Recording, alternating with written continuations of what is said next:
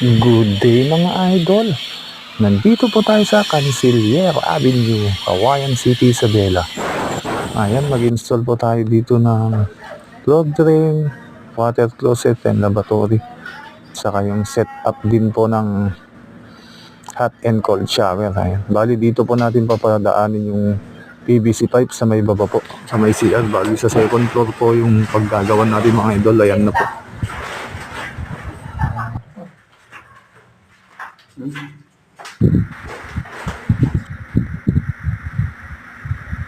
Okay, ito na po yung part 2 mga idol. Bali yung heater po yan. Yun naman po yung lavatory at ito naman po yung water closet. Bali dito po dadaan yung PVC mga idol. Ayan, pababa po dyan. Ayan. Ayos, nabakbak na po. Kung makita nyo po yung clean out, dyan po natin papadaanin yung linya. Bali nag-reduce po tayo dyan mga idol. 4x3 mga idol. Ayan. Maya matatapos na po yun mga idol. Bali babalik rin po natin yung toilet bowl po dito na natatanggal. Ayan, ayos na mga idol. Bye bye.